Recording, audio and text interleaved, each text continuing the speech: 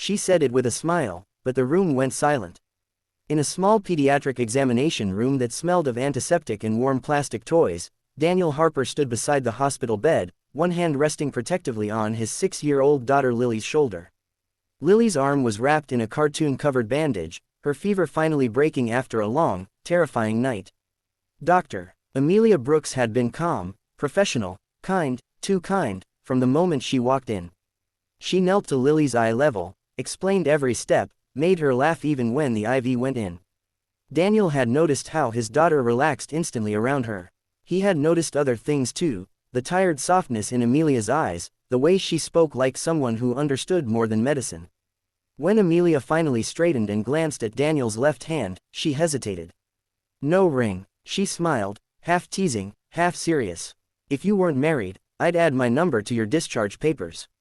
Daniel didn't laugh, he didn't flirt back. Instead, his smile faded, and his grip on Lily's hand tightened. "I'm not married," he said quietly. Amelia blinked. "Oh, I'm sorry, I didn't mean to. My wife died 3 years ago." The air shifted. Daniel wasn't used to saying it out loud to strangers. He usually avoided explanations. People either pitied him or asked too many questions. But something about Amelia's sincerity made the truth slip out. "I didn't think anyone would ever say something like that to me again," he added, voice steady but eyes tired.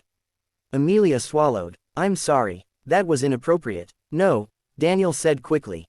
"It was human." That night, after Lily was discharged, Daniel carried her sleeping body through the hospital doors as rain tapped softly against the glass.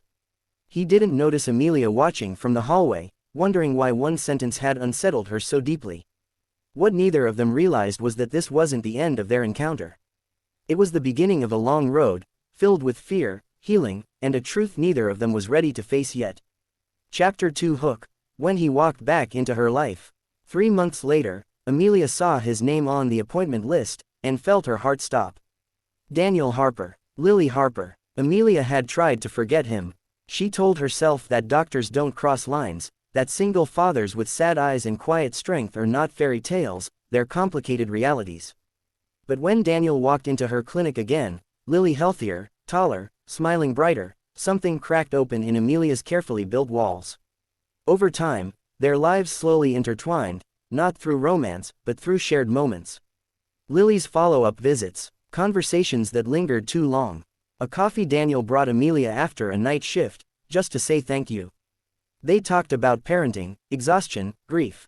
Amelia admitted she had lost her fiancé during residency.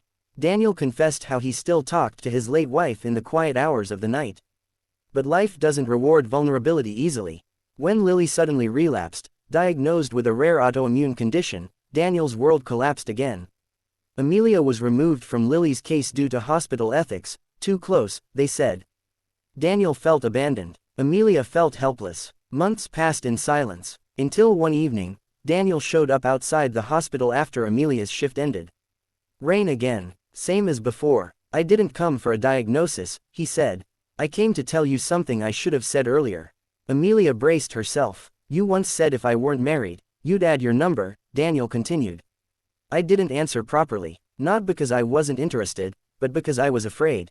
"Afraid of what?" Amelia asked. "Of hoping again." He pulled out a folded piece of paper. "I don't need a doctor tonight," he said. "I just need a chance." Amelia didn't hesitate this time. She took the paper, and this time, she added her number. Love doesn't arrive when life is perfect. It arrives when people are tired, broken, and still willing to care. Sometimes, one careless sentence becomes a lifeline. Sometimes, healing isn't found in medicine, but in being seen. And sometimes, the number you almost never write down ends up saving more than one heart.